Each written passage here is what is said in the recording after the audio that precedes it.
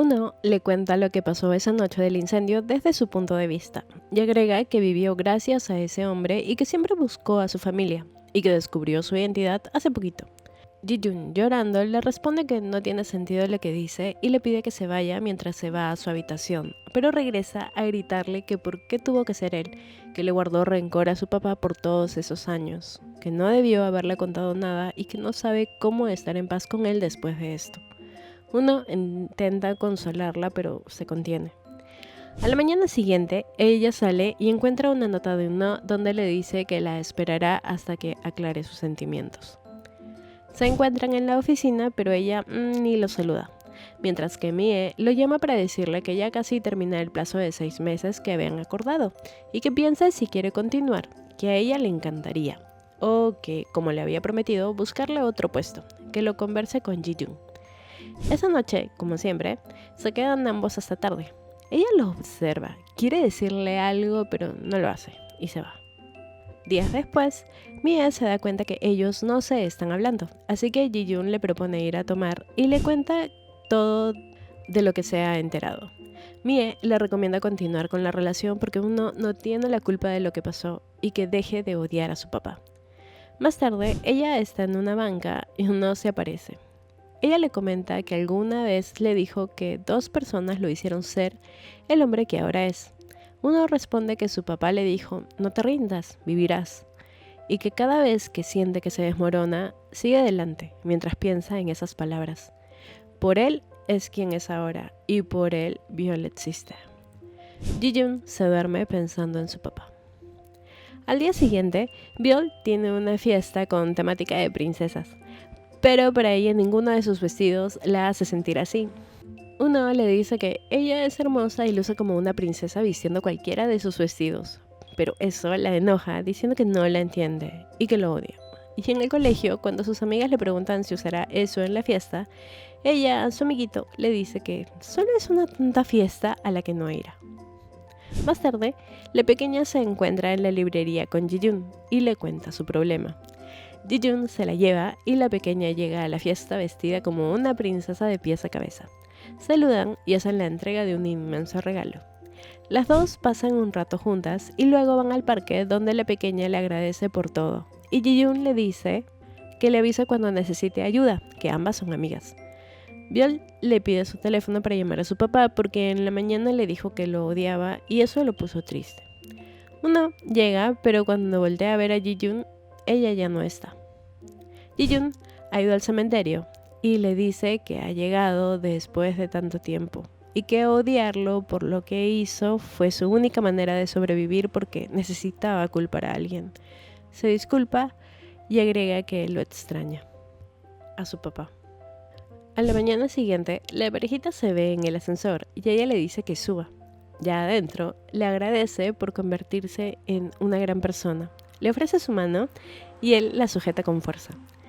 Ji-Jun agrega que nunca soltará su mano y espera que él tampoco lo haga. Uno le agradece y suelta su mano para entrar a la oficina, pero ella, decidida, agarra su mano para entrar así a la oficina. Y es así como todos los ven sorprendidos y se enteran que están en una relación. Por otro lado, por chismes de mamás en la guardería, Soo-yeon se ve obligada a contarle la verdad a su hijo sobre quiénes son sus padres biológicos. Comienza a explicarle y le hace ver un video de él cuando era bebé y le muestra a sus padres, y agrega que ambos fueron al cielo después de tener un accidente. Soo-yeon responde preguntando que entonces tiene 2 mamás, y le agradece a Soo-yeon por cuidarlo y se abrazan, y el pequeño continúa llamando a la mamá. Mientras tanto, Jung-eun ha ido a conversar con su ex cuñada, la profesora, y ahí se entera de lo que ha pasado con Soo-yeon. Va a escribirle para saber cómo está, pero es Soo-yeon quien le escribe primero para reunirse. Se encuentran y ella comienza diciendo que extraña demasiado a su hermana. Y Jung-eun, para animarla, le dice que escuchó un "lo estás haciendo bien", y ella comienza a llorar. Jung-eun la abraza mientras le dice que todo está bien. Y en la oficina, ya se han enterado que el antiguo empleado, Jung-nam, es quien ha estado robando a sus candidatos de la base de datos que se llevó de la empresa.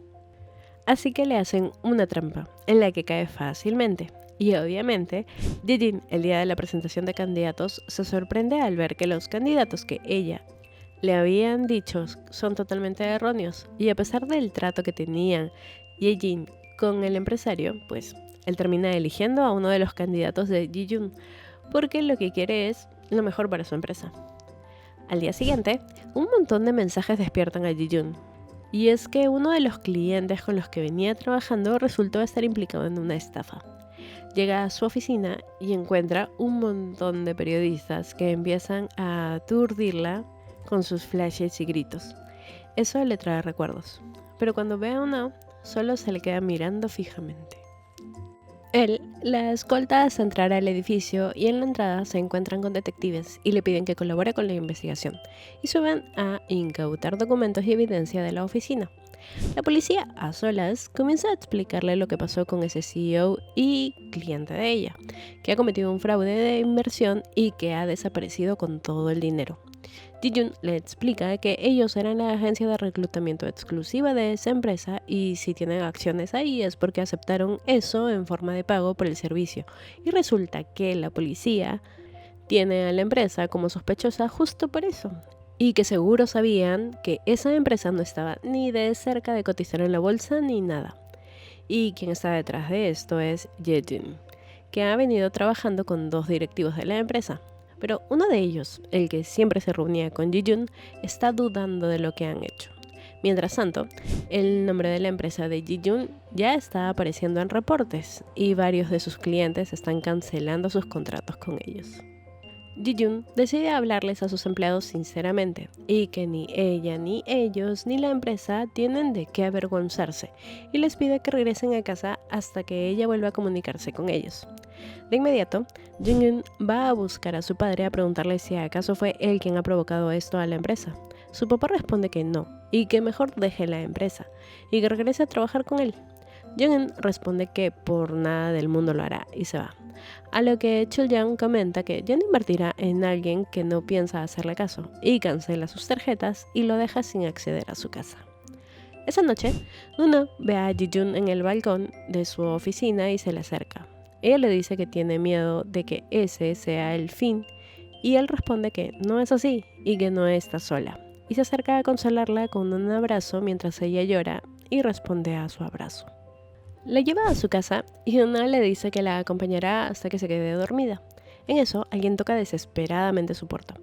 Uno sale y los inversionistas de esa empresa comienzan a gritar que Ji-jun fue cómplice y que quieren su dinero de regreso.